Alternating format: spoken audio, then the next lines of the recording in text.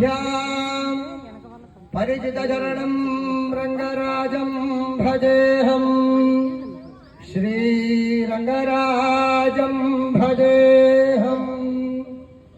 లక్ష్మీరమణ గోవింద, రమారమణ గోవింద. మనల్ని అరిస్తే వాళ్ళు అరిస్తే మనం భయపడాలన్నారు, మనం అరిస్తే వాళ్ళు చేతులు ఎత్తుతున్నారు. మా స్వామి పవర్ అంతా.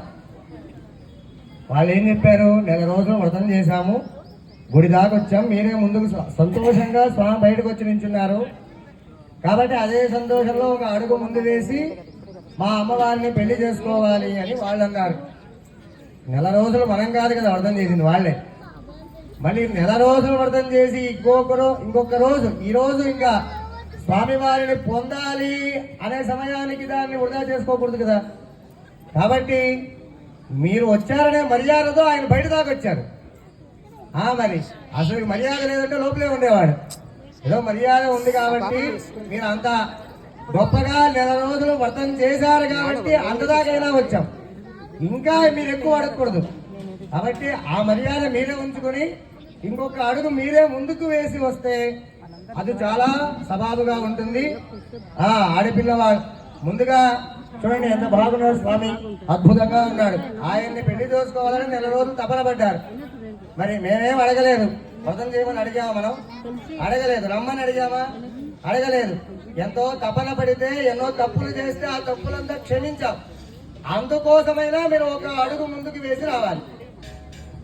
తగిన సమయం. జయ శ్రీమన్నారాయణ. మొదటి నుంచి వద్దాం. స్వామి ఏమన్నాడు, మనం అరిస్తే భయపడాలంటే స్వామి చేతులు ఎత్తుకున్నాడు. ఎందుకు చేతులు ఎత్తామో తెలుసా మీకు?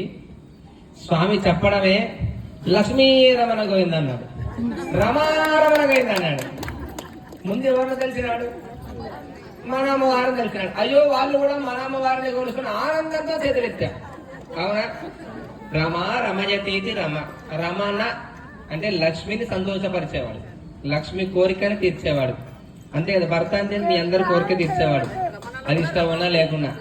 అట్లా అమ్మవారిని తెలిసినందుకు మనం కూడా చేతులు ఎత్తాం ఆనందంతో. అది ఒకటి సరిపోయింది, బాగానే ఉంది. నెల రోజులు వ్రతం చేశారు, ఇప్పుడు కూడా మీరే రండి.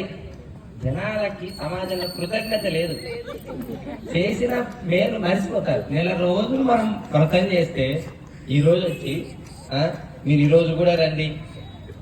ఎందాక మనమేనా అనా శరణాగత వత్సరుడు దీనబాంధవుడు ఆర్తత్ర